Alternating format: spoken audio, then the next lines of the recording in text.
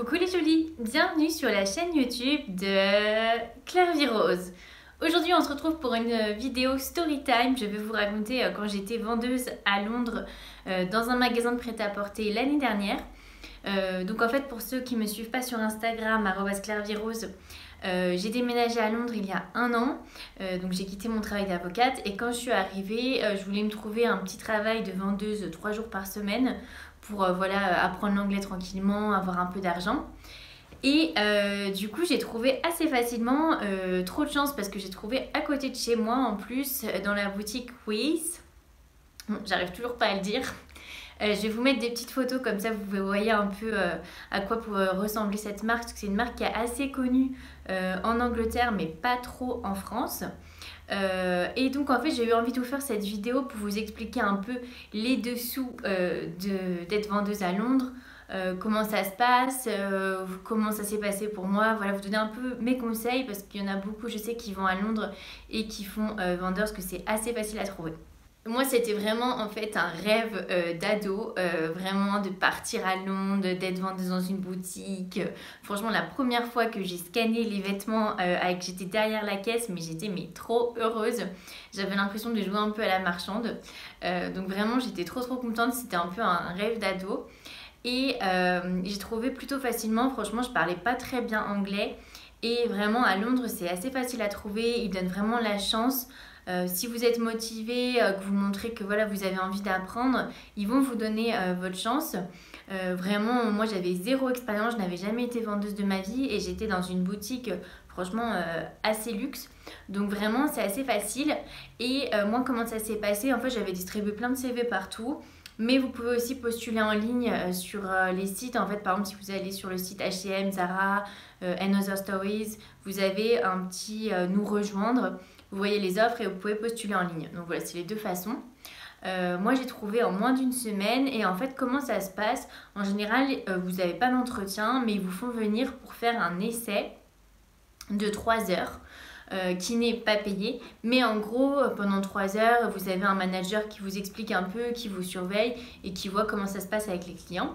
Donc j'ai fait mon essai de 3 heures et j'ai été prise. Et à Londres en fait franchement c'est super facile, franchement vous avez un contrat de travail hyper rapidement, pareil vous pouvez partir hyper rapidement sans préavis, c'est vraiment très facile, très flexible. Donc vraiment j'ai eu beaucoup de chance parce que c'était à 5 minutes à pied de chez moi, donc vraiment truc de dingue. Et je n'avais pas à travailler le week-end, j'avais bien spécifié que je ne voulais pas travailler le week-end. Et franchement, c'est assez compliqué de trouver un magasin qui accepte que vous ne travaillez pas le week-end. Mais en échange, j'étais assez flexible la semaine, donc j'avais pas 3 jours déterminés. Donc franchement, j'avais pas mal de chance. Alors, combien c'est payé? On va en parler tout de suite, comme ça vous allez savoir à peu près. En général, vous êtes payé 8,50 € de l'heure si vous êtes vendeur sans responsabilité, voilà, vous êtes juste vendeur. Donc 8,50 € de l'heure et vous avez des commissions. Comment ça se passait dans la boutique où j'étais? À chaque fois qu'un client achetait plus de 500 pounds, je gagnais 15 pounds. Donc voilà, c'est pas énorme. De ce que j'ai compris, les commissions par contre sont très élevées si vous travaillez dans des boutiques de luxe style Dior, Chanel. Et ces boutiques-là, d'ailleurs, embauchent énormément de Français. Donc voilà pour le petit tips. Ah oui, et d'ailleurs, j'ai oublié de vous dire, en fait, il y a une petite douille quand même que toutes les boutiques pratiquent. C'est que, en fait, par exemple, si vous commencez le 20 octobre, vous ne serez pas du tout payé le mois où vous commencez. Donc, c'est-à-dire le 30 octobre, vous n'allez rien avoir. Parce qu'en fait, si vous commencez à travailler après le 10 ou le 15, ben, en gros, vous êtes payé que le mois d'après. Et l'autre truc, c'est que en tout cas chez Wiz, et je sais que dans d'autres boutiques ça existe aussi, il y avait un décalage de salaire. Donc ça veut dire qu'en fait, fin octobre, vous n'avez rien. Et fin novembre, vous aviez les 10 premiers jours de octobre, vous aviez travaillé. Et donc fin décembre, j'étais payée pour fin novembre. Donc ça veut dire que moi, en fait, j'avais commencé le 20 octobre. Et en fait, fin novembre, j'avais eu juste mes 10 jours de salaire d'octobre. Donc en fait, quand vous arrivez à Londres et que vous voulez travailler, il vaut mieux avoir quand même un peu d'économie. Bon, l'avantage c'est quand vous partez, du coup, un mois après, vous avez encore un salaire. Mais bon, c'est quand même important à savoir. Ensuite, comme avantage, vous avez moins 70% sur tous les vêtements et moins 50% sur des vêtements qui sont classés style manteau, chaussures. Moins 70%, c'est plus les vêtements que vous pouvez porter au quotidien et dans la boutique, je vais y revenir après. Mais ça, c'est jusqu'à une certaine somme par trimestre, je crois. Donc c'est pas non plus, vous n'allez pas faire un business de revente quoi. Mais bon, c'est plutôt intéressant. Mais ça a un inconvénient qui est qu'en fait, vous êtes obligé de porter des vêtements de la marque que vous êtes. Donc vous appelez ça l'uniforme. Et dans cette boutique, en tout cas chez Wyss, je sais que chez Ted Baker par exemple, c'est la même chose. Vous êtes obligé de porter les vêtements de la marque tous les jours. Et donc vous avez, on vous donne une robe, enfin on vous donne, je sais plus, je crois qu'on vous donne 150 pounds de vêtements. Et ensuite, bah, si vous voulez d'autres vêtements, et bah, il faut les acheter à moins 70%. Et donc en fait c'est un budget de vêtements qu'on vous donne en tant qu'uniforme et en fait ça dépend si vous êtes à temps partiel ou à temps plein. Moi comme je travaillais que 3 jours, du coup j'avais que 150 pounds tous les 2 mois, quelque chose comme ça. Et si vous êtes full time, c'est un peu plus. Mais en fait, finalement, au début, j'étais trop contente. Franchement, quand j'ai dû choisir mon uniforme, j'étais trop heureuse.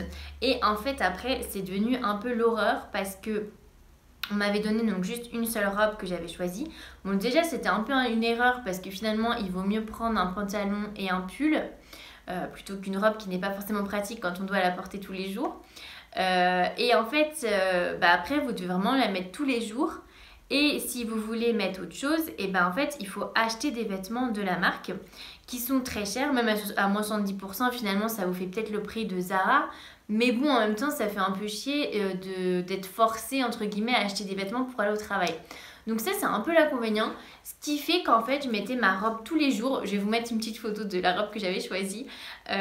Et en fait, j'avais hyper froid parce que j'avais eu cette robe fin octobre. Et finalement, j'ai travaillé jusqu'à fin décembre. J'avais cette robe tous les jours. J'avais trop froid. Je mettais un col roulé en dessous, des collants. Je les en avais achetés chez Calcedonia qui étaient hyper thermiques. Franchement, c'était un peu l'envers du décor. Et franchement c'était un peu galère et en plus franchement ce n'est pas très hygiénique parce que quand vous pensez qu'on va mettre ça tous les jours et franchement c'était pareil pour tous les vendeurs, ils mettaient vraiment tous les jours la même chose. En plus si après il y avait une nouvelle collection et ben en fait vous aviez plus le droit de porter les vêtements par exemple ma robe si elle était soldée. Après les soldes je ne pouvais plus la mettre parce qu'en fait c'était ancienne collection. Et donc du coup c'est à dire que vous ne pouviez même pas vraiment acheter des trucs au solde parce qu'en fait ça servait à rien parce que vous ne pourriez pas les mettre au travail. Donc voilà, c'est un peu l'envers du décor de l'uniforme. Et sinon, alors il faut que je vous parle des commissions. Donc on appelait ça les gold tickets. Donc ça c'était en fait quand un client dépense 500 pounds en une seule fois, vous avez 15 pounds. S'il dépensait 750 pounds, je crois que j'avais 20 pounds. Et s'il dépensait 1000 pounds, je crois que c'était 30 pounds, un truc comme ça. Franchement, c'est quand même dur à atteindre. Enfin, 500 pounds, c'est énorme. Mais enfin, c'était un peu. Enfin, moi j'adorais parce que je suis assez challenge et j'adore relever des défis. Et donc, en gros, quand le client achetait pour 500 pounds, vous deviez faire un autre ticket pour vous et le surligner et le mettre dans l'enveloppe Gold Ticket. Et il y avait carrément un top des meilleurs vendeurs qui était affiché en salle de pause. Et franchement, c'était hyper concurrentiel. Il y avait quand même une ambiance assez lourde en mode il fallait, enfin, les gens repéraient un peu les bons clients, fallait pas se piquer les clients parce qu'en fait finalement il y avait les commissions. Et franchement moi qui avais arrêté d'être avocate parce que je trouvais que c'était trop stressant, quand je suis arrivée là j'ai trouvé que c'était très stressant. On se rend pas compte mais le métier de vendeur est un métier très stressant et en fait il y a vraiment une grosse pression des managers. Et donc en parlant de commission, je vais enfin vous révéler pourquoi j'ai arrêté d'être vendeuse. Parce que pour la petite histoire, j'ai fait vendeuse uniquement 3 mois à Londres. Et en fait, je me suis engueulée avec une autre vendeuse. En gros, c'était une vendeuse qui était là depuis super longtemps. Elle était là depuis peut-être 25-30 ans dans la boutique.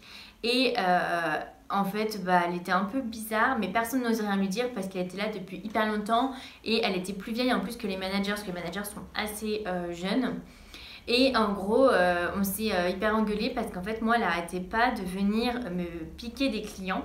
Donc en gros, j'étais avec les clients et en fait, dans la boutique où j'étais, normalement, quand un client arrive, on lui dit bonjour. C'est vraiment en one-to-one et en gros on doit s'occuper du client de A à Z. Donc le client arrive, vous lui dites bonjour, ensuite vous le faites, vous allez dans un cabinet essayage, tout ça, essayer, et à la fin c'est vous qui le réglez en caisse. Et en gros, quand quelqu'un est avec un client, on ne doit pas interférer parce que c'est vraiment une relation à deux. Et moi, elle, en fait, elle n'arrêtait pas à chaque fois que j'étais un client de venir et donner son avis, alors qu'en fait, ce n'était pas sollicité, quoi. Donc du coup, je savais pas trop quoi faire. En plus, enfin voilà, moi j'étais nouvelle, je savais pas trop comment réagir. C'était un peu gênant en plus devant les clients parce que, en fait, elle mettait un peu en porte-à-faux. Des fois, elle disait l'inverse de ce que je disais. Donc c'était un peu gênant, pas trop professionnel. Et au bout d'un moment, j'en avais parlé avec une fille qui m'avait dit mais t'es trop gentille de toute façon. Tu te fais marcher sur les pieds. Ici, c'est pas la France, c'est l'Angleterre. Il faut que tu montres qui t'es, il faut que tu prennes ta place. Donc j'étais un peu remontée à bloc et puis je me suis dit prochaine fois qu'elle me le fait, je lui dis. Et donc ça arrive. Et donc du coup je vais la voir en réserve et puis je lui dis excuse-moi, est-ce qu'on pourrait parler, pourquoi à chaque fois tu viens quand je suis avec des clients, je comprends pas. Et là mais tout de suite elle s'est énervée, elle m'a dit mais moi j'ai essayé de t'aider, elle m'a dit fuck off bitch, enfin vraiment une malade, limite j'ai cru qu'elle allait me taper, enfin vraiment c'était une cinglée quoi. Et donc du coup c'était juste avant Noël, en plus ils voulaient que je bosse le jour de Noël le 1er janvier, donc je me suis dit bon moi je m'en vais, comme ça c'est bon quoi, j'ai pas quitté mon travail d'avocate pour avoir du stress et puis des gens qui me parlent mal, pour être payée au lance-pierre, je préfère dans ce cas là être avocate quoi. Donc voilà, ça s'est un peu mal fini, mais franchement j'ai adoré être vendeuse parce que j'avais vraiment un super bon relationnel avec les clients. Vraiment, j'adorais rencontrer des gens tous les jours, les conseiller. Les clients m'adoraient aussi. Et franchement, c'était génial. J'avais même pris un peu des numéros et tout parce que il y a pas mal de clients qui m'ont demandé si je faisais personal shopper. Parce qu'en fait, ils adoraient les conseils que je donnais. Et donc, du coup, ils voulaient que je fasse personal shopper. Je m'étais même fait des petites cartes de visite. Je vais essayer de vous mettre la petite carte de visite pour vous montrer... pour devenir personal shopper. Et puis finalement j'ai lancé ma marque Claire Virose London. Après il y a le confinement, du coup je n'ai pas eu le temps de lancer cette activité de personal shopper, mais bon ça reste dans un coin de ma tête, pourquoi pas, parce que franchement j'avais adoré faire du shopping pour quelqu'un d'autre, l'aider, voir après la personne super heureuse d'avoir les vêtements. J'ai adoré quand il me disait j'aurais jamais pensé à mettre ça et vraiment grâce à toi j'ai osé. Et franchement super expérience et puis je suis contente de vous avoir raconté. Voilà, dites-moi en commentaire ce que vous en pensez, si ça vous donne envie d'être vendeur, est-ce que vous pensez de la petite histoire qu'il y a eu. Donc voilà, si vous avez aimé cette vidéo, laissez-moi un pouce et n'hésitez pas à vous abonner pour